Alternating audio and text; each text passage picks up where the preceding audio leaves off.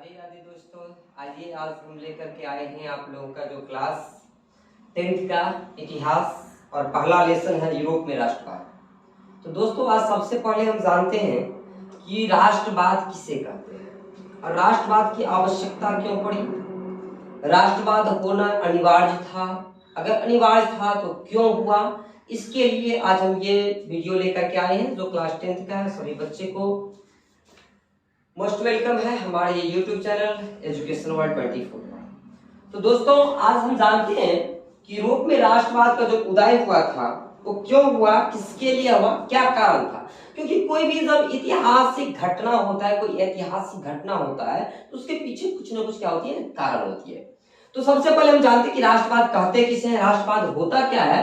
तो राष्ट्रवाद एक ऐसी सामाजिक परिकल्पना है, राष्ट्रवाद एक ऐसी सामाजिक परिकल्पना है जिसमें किसी भी छोरों से योगदान होती है, अर्थात किसी भी देश का विकास करना ही राष्ट्रवाद कहलाता है। दोस्तों मानते हैं हम लोग कि हम जैसे भारत के रहने वाले हैं और भारत के रहने वाले हैं और भारत की में अपनी सच्चाई, ईमानदारी, निष्ठा पूर्वक अपने देश के लिए, अपने मान के लिए, सम्मान के लिए, तिरंगा जो हमारे देश की पहचान, उस शान के लिए हम मर मिटते हैं। हम अपने देश की विकास ढूंढते हैं कि हमारे देश का विकास कैसे हो, इसी को तो हम लोग राष्ट्रवाद कहते हैं। हमारी राष्ट्रवाद एक सामाजिक, एक सांस्कृतिक एकता, प्रेम, व्यवहार सब क्या होनी चाहिए, हमारी एक होनी चाहिए। और इसी अगर हम लोग सभी पूरे देश मिलकर के एक राष्ट्र के प्रतीक के लिए, राष्ट्र के विकास के लिए, राष्ट्र की अगर सोच के लिए अगर हम लोग काम करते हैं ना, सभी एकजुट होकर के इसको हम लोग राष्ट्रवाद कहते हैं। जैसे कि राष्ट्रवाद एक ऐसी परिकल्पना है जिससे किसी भी छोरों से योगदान किया जा सकता है। किसी भी छोर से आप सैनिक में हैं उससे योगदान कर सकते हैं, अगर आप पत्रकार हैं पत्रकारिता से अपने देश को योगदान कर सकते हैं, आप किसान हैं तो अपने किसान से योगदान कर सकते हैं। जो भी अपने देश के हित के लिए, देश के विकास के लिए काम करे उसको हम लोग कहते हैं राष्ट्रवाद। तो दोस्तों जानते हैं कि राष्ट्रवाद में, और दूसरा क्वेश्चन है कि राष्ट्रवादी किसे कहते हैं। तो दोस्तों देखते हैं कि जो व्यक्ति अपने देश की सुव्यवस्था, अपने देश की व्यवस्था के लिए या अपने देश की विकास की भावना जागृत हो, उसके मन में, जैसे मैं एक आदमी, मेरा ये भावना है कि हमारे देश सबसे आगे चले जाए, सबसे आगे विकसित देश बन जाए। तो अगर मेरा देश सबसे आगे जा रहा है, यही तो मेरी राष्ट्रवाद है। अपने देश के लिए ईमानदारी पूर्वक मेहनत करना, एकता करना, सजग होना, सबकी एक भावना, एक जागृत भावना करके जागृत करना, यही राष्ट्रवादी कहलाता है। ठीक है दोस्तों, तो आगे हम लोग जानते हैं कि यूरोप में राष्ट्रवाद का उदय का कारण क्या था, क्यों हुआ, किसके लिए हुआ। ठीक है, तो आप लोग पहले ये नोट कर लीजिए और फिर मैं आपको लेकर के आता हूं। राष्ट्रवाद अभी देख लिए, जो अपने देश की ईमानदारी के साथ, सच्चा कर्म निष्ठा के साथ जो काम करते हैं, राष्ट्रवाद कहलाते हैं। तो दोस्तों राष्ट्रवाद का जो उदय हुआ था, सबसे पहले विश्व में एक यूरोप का महादेश, यूरोप महादेश में फ्रांस एक देश है, जहां पर 1789 ईस्वी में क्या हुआ, उदय हुआ। उदय का मतलब क्या हुआ, उदय का मतलब हुआ कि इसकी एक भावना जगी फ्रांस के जनता में, एक राष्ट्रवाद का, फ्रांस के जनता में क्या हुआ, एक राष्ट्रवाद का भावना जग गई। भावना का क्या हुआ, उदय हुआ, भावना का उदय हुआ। अब होता है यूं कि वहां एक वंश चल रहा था जिस वंश का नाम था बुर्गो वंश, और बुर्गो वंश का एक राजा था लुईस 16वां। बड़ा अक्रूर था, बिल्कुल एकदम कुछ जो भी करते ना अपने जनता के लिए कुछ अच्छा नहीं कर पाते थे। जो उसका नजदीक का जो मंत्री था, जो उसका सहायक था, उसको तो अच्छा से काम कर देते। चलिए कोई मान लीजिए एग्जाम्पल हम लोग जानते हैं कि कोई मान लीजिए निर्दोष है, अब निर्दोष है लेकिन वो उसके पास में नहीं रहता है, उसकी बात नहीं मानते हैं, उसका जय राजा नहीं रखता है, उसको बस तुम्हारा निर्दोष है इससे मतलब क्या, इसको फांसी दे दिया जाए। लेकिन कोई उसके जो चाटुकार मंत्री होते थे, कोई नजदीक के आदमी रहते थे, वो कितना भी दोषी क्यों न हो उसको कुछ नहीं किया जाता था। तो इस प्रकार से क्या हुआ था कि जनता में आक्रोश उत्पन्न होता गया और धीरे धीरे उस राजा से सबकी मन की क्या होती, मन उड़ता चला गया। जब मन उड़ता चला गया तो क्या हुआ, वो जो शासन प्रणाली उसका था निरंकुश था। निरंकुश का अर्थ क्या होता है, जिसको कोई रोकने वाला, कोई टोकने वाला नहीं होता है। अब वो राजा था, मनमानी करता था, किसी की बात नहीं सुनती थी, सही हुआ तो सही, गलत हुआ तो गलत। जैसे किसान सब पर अत्याचार करते थे, अत्याचार इस प्रकार से करते थे कि कोई काम करता था, कोई काम कर रहा है, अब उसकी इस बार फसल नहीं, तब उसको टैक्स देना पड़ता था। इससे क्या हुआ था, जनता में क्या हुआ था, आक्रोश हो गया, आक्रोश हो गया। अब यह सब जनता वहां के जान रहे थे कि इस राजतंत्र को क्या किया जाए, खत्म कर दिया जाए, राजतंत्र को क्या किया जाए, खत्म कर दिया जाए। तो राजतंत्र जब खत्म हो जाएगा, क्योंकि वे जो शासन थे ना, वे क्रूर शासन थे, क्रूर राजा थे, और उसका रूप पहले क्या था, राजतंत्र था, राजा का बेटा ही राजा बनेगा, चाहे वो उसके लायक हो, चाहे उसके लायक नहीं हो, चाहे वो अयोग्य क्यों न हो, राजा का शासन, राजा का बेटा ही राजा बनेगा। तो उस समय में काफी सारी समस्या चल रही थी कि ये बुड़वो वंश को हटाया जाए और फिर से राष्ट्रवादी लाया जाए, क्योंकि राष्ट्रवाद जब तक हम लोग प्रजातंत्र में नहीं रह पाएंगे तो ये राजा से तो कुछ होने वाला नहीं है, दिन प्रतिदिन ये अत्याचार करता रहा है। और इस प्रकार से ये हम लोग को, तो ये हम लोग की जो शॉर्ट लिस्ट है, हम लोग जानते हैं कि पहले में सबसे यूरोप का जो हुआ राष्ट्रवाद का उदय यूरोप में हुआ, और यूरोप में क्या हुआ, फ्रांस से। कब हुआ, 1789 में। कारण क्या था कि लुई 16वां जो क्या था, बुड़वो वंश के राजा था, और क्या था, वह निरंकुश शासन करता था, उसकी राजतंत्र की कथा प्रणाली थी, और राजतंत्र की वजह से क्या रहा था, वहां की जनता में आक्रोशित हो गया था, और वो शासन किस प्रकार करते थे, क्रूर शासन करते थे। तो सबसे पहले हम लोग जानते हैं कि उदय का जो क्रांति के समय जो कुछ किया गया, वहां सब क्या होगा, जनता से आक्रोश हो गया। जब आक्रोश हुआ तो वो लोग जान रहे थे कि अगर हम राष्ट्रवाद का शुरुआत करते हैं, राष्ट्रवाद हमारे अंदर में आया, राष्ट्रवादी होंगे, अपने देश के लिए विकास करेंगे, तो कुछ ना कुछ तो करना पड़ेगा, नहीं तो क्यों फ्री में क्यों काम करेगा। आज की दुनिया में ये हो गया कि फ्री में क्यों काम करेगा। उसमें हम लोग सोच रहे थे कि अगर हम जानते हैं कि राष्ट्रवाद को हमको सबसे पहले करवाना है, तो राष्ट्रवाद के लिए हम लोग सोचेंगे, तो राष्ट्रवाद के लिए सोचेंगे, राष्ट्रवाद के लिए मुझे क्या करना पड़ेगा। तो सबसे पहले उसने एक निर्णय लिया कि कोई भी क्रांति, 1789 में जो क्रांति शुरुआत हुआ था राजा के खिलाफ, बुड़वो वंश के जो राजा थे लुई 16वां, तो लुई 16वां के खिलाफ जो क्रांति हुआ था कि हम लोग को राष्ट्रवाद चाहिए, मुझे राजा नहीं चाहिए, मुझे प्रजा वाले शासन चाहिए, और जो हम लोग की बात सुने उसको मैं राजा मानूंगा। निरंकुशवादी में क्या जरूरत है, निरंकुशवादी शासन की कोई जरूरत नहीं है, हम लोग की मेरी बात सुने, मेरी समस्या सुने, वो मैं वैसे राजा रखूंगा ना, मैं दूसरे राजा रख के क्या करूंगा। तो उस समय बहुत सारे जो आदमी, वहां के जो जनता थे वो आगे आए, यूरोप में फ्रांस की जनता आगे आए, और उसमें वो क्या हुआ, एक निर्णय लिया गया कि हम लोग जो राष्ट्रवाद का जो उदय होने का कारण जो है, यह कार्य, उसका लिए मुझे क्या सब करना पड़ेगा। तो सबसे पहले उन्होंने कहा था ये जो हमारी भूमि है, ये भूमि मेरा है, हमारे पिताजी का इस पर अधिकार है, और पिताजी का जब अधिकार है तो फिर राजा इस भूमि पर क्यों अधिकारी करेंगे। तो सबसे पहले क्या करेंगे ना, हम लोग क्या करना, हम लोग अपने पितृभूमि के अधिकार के लिए लड़ाई लड़ेंगे। तो सबने कहा हाँ भाई ये तो बात सही है कि भूमि मेरा है, भूमि मेरा है और अधिकार राजा का है, ये भी तो बात गलत है। तो पितृभूमि के लिए उन लोगों ने कहा कि क्रांति के समय जो निर्णय लिया गया था उसमें मगर पितृभूमि का क्या होगा, अधिकार क्या होगा, सबको मिलेगा पैसा, जो मेरे पिताजी की, जो हमारे पूर्वज की भूमि है वो सबको मिलेगा।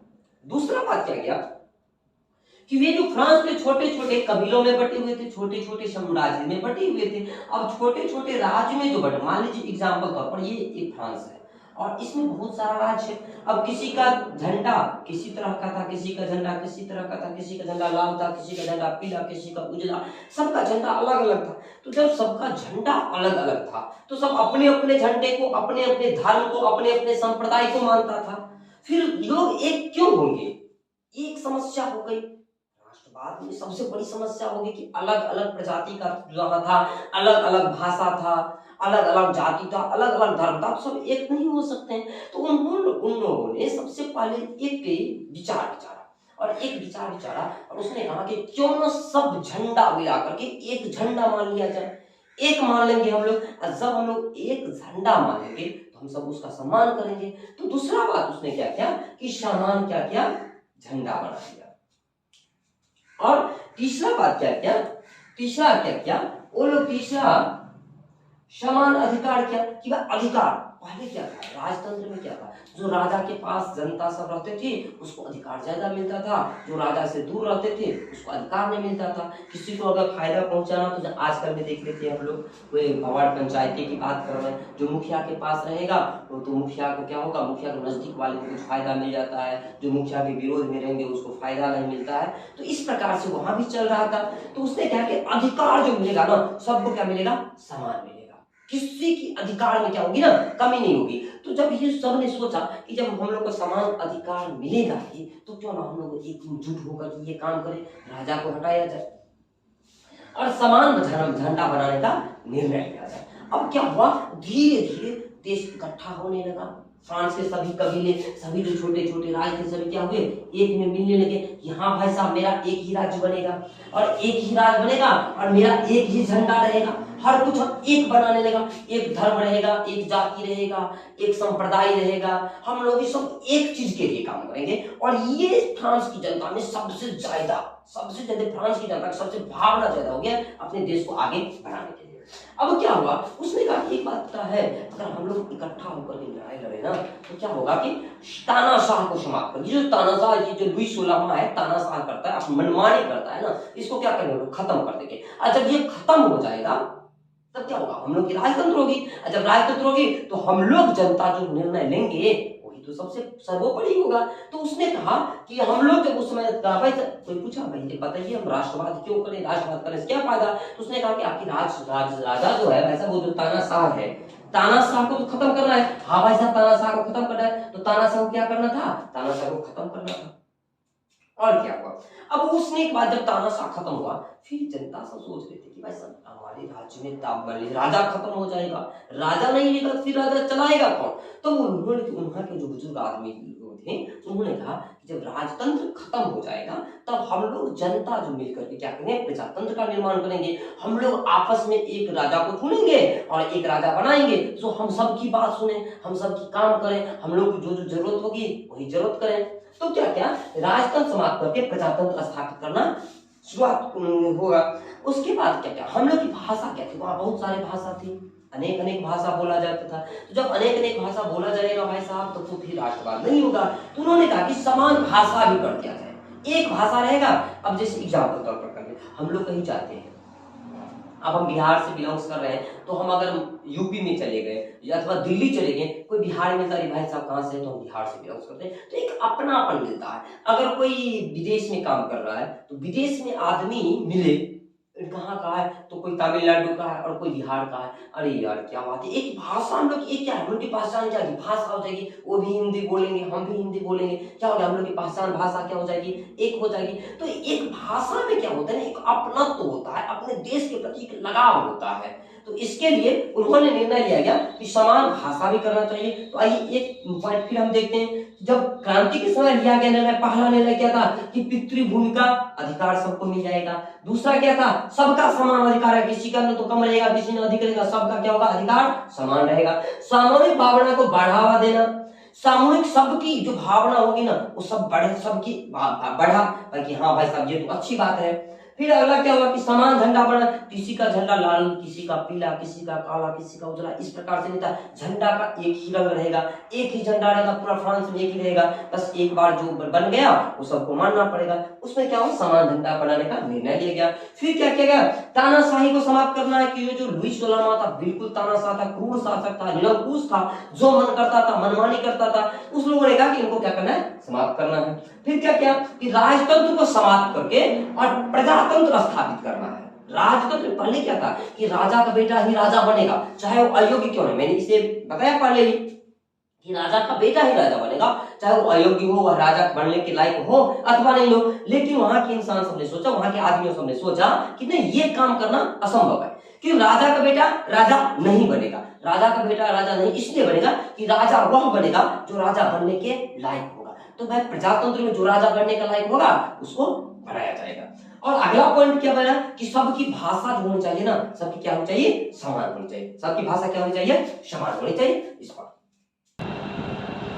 तो अब क्या हुआ कि क्रांति के बाद जब क्रांति हो गई 1789 में क्रांति हुई, पूरे देश तैयार हो गए, और इसके लिए पूरे देश जब तैयार हो गए, देखते हैं पूरे देश तैयार होने के बाद क्या हुआ, लड़ाई हो गई। अब लड़ाई किन में हुई, राजा के साथ और जनता के साथ।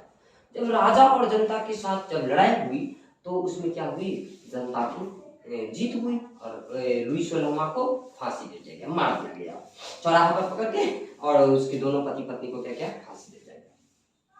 अब कहीं कहीं कोई यूट्यूबर बताते हैं उसको बलि दिया गया, गर्दन काटा गया, ऐसा नहीं, लेकिन उसको फांसी, जैसे बिहार एनसीईआरटी में दिखाया गया है कि उसको फांसी दिया गया।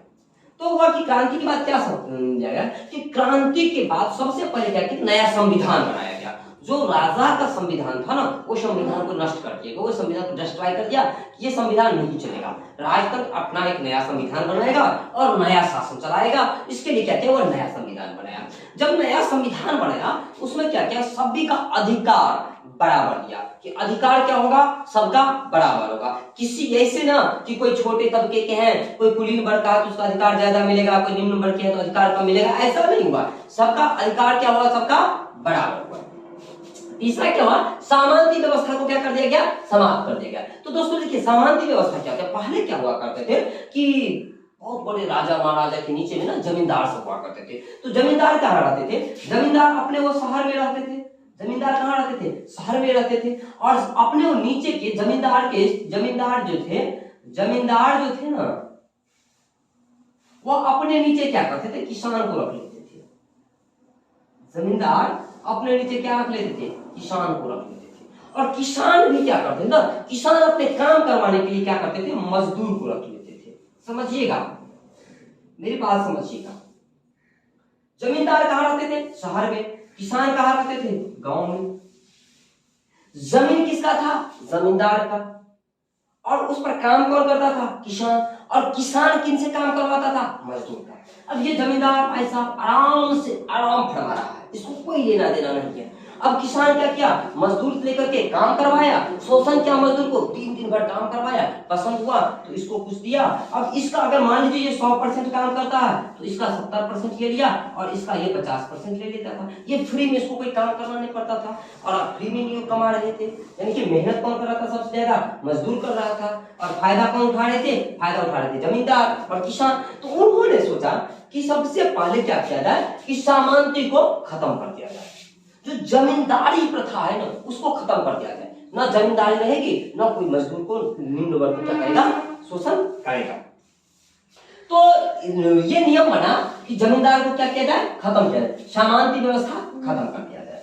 और क्या किया कि आयात निर्यात सीमा शुल्क समाप्त करेंगे। अब आयात निर्यात क्या, देखिए आने वाला, निर्यात होता है जाने वाला। अब क्या हुआ, एक उदाहरण के तौर पर हमको जानते हैं, जैसे हमारे बिहार में सबसे ज्यादा गन्ना होता है, और यूपी में एग्जाम्पल तौर पर हम लोग समझते हैं कि आलू होता है। अब आलू सबसे ज्यादा जहां उपज रहा है वहां तो कोई आदमी आलू खरीदेगा नहीं। क्यों खरीदेगा, सबके घर में ऑलवेज आलू रहेगा। और अगर यहाँ गन्ना है तो सबके पास गन्ना रहेगा। तो अब गन्ना वहां क्या पड़ेगा, वहां चीनी की जरूरत पड़ेगी और हम लोग की आलू की जरूरत पड़ेगी। अब क्या होगा, आयात निर्यात क्या था, पहले क्या था कि अगर ये जो सीमा शुल्क था ना, ये मान लीजिए, और ये ईरान के तौर पर ये बिहार है और क्या है, या यूपी है। अब ये बीच में क्या है, सीमा है। तो हम लोग देखिए अब क्या होता था कि अगर यहाँ पर कोई भी वस्तु 10 रुपये में मिल रहा है और यहाँ मिलेगा वही वस्तु 12 रुपये। आलू की बात हम लोग करते हैं, हम लोग आलू की बात कर लेते हैं। उदाहरण के तौर पर हम लोग आलू की बात करते हैं। आलू अगर बिहार में 10 रुपया में मिल रहा है और यूपी में 12 रुपया में मिल रहा है, तो बिहार के किसान यह सोचेंगे ये आलू लेकर के कहाँ हम बेचे, यूपी में बेचे, हमें 2 रुपये पर किलो के बेनिफिट होगा। लेकिन वह क्या था, जिस समय में राजतंत्र चल रहा था, वो क्या था, सीमा शुल्क लगा लिया था कि आप इस सीमा से उस सीमा में जाएंगे, इसके लिए आपको शुल्क भरना पड़ेगा। 3 रुपया शुल्क रहेगा तो 10 रुपया की जगह पर कितना हो जाएगा, 13 रुपया, तो फिर महंगा हो जाता। तो इसके लिए क्या होता था, गरीबी और थी, सीमा शुल्क लगा था। लेकिन बाद में क्या हुआ कि सीमा शुल्क, जब ये हम लोग क्रांति के बाद जनता ने क्या किया, सीमा शुल्क समाप्त कर दिया कि जिसको जहां मर्जी करे, जिसको जहां मन करे जाओ अपना बिजनेस करो, अपना आजाद कर दिया हम लोगों को, तो कोई रोका नहीं, जिसको जहां जाना है आजादी के साथ जाओ, बिजनेस करो, अपना जहां फायदा हो वो काम करो। तो सीमा शुल्क क्या हो, वहां पर खत्म कर दिया। और चौथा काम क्या किया? चौथा क्या किया? पहले क्या था? स्टेटस जनरल था, स्टेटस जनरल को खत्म कर दिया, स्टेटस जनरल को खत्म कर दिया और स्टेटस जनरल के जगह पर क्या किया? नेशनल असेंबली बनाया। वह लोग अपना एक असेंबली बनाया, संसद बनाया। जैसे कि हम लोग के सांसद, हम लोग किसी नेता को चुनते हैं, वह जाके पटना गया। अब वह जाके पटना जाने के बाद हम लोग की जो दुख दर्द है, जो कहानी है, वो जाके उठाते हैं अपने असेंबली में, जाके कहते हैं कि भाई साहब ये काम हम लोग को जरूरी है, हमारे क्षेत्र में ये काम की अनिवार्यता है। और हम लोग तो नहीं जाते करें, हमारे नेता जाते हैं। तो उसके लिए क्या किया?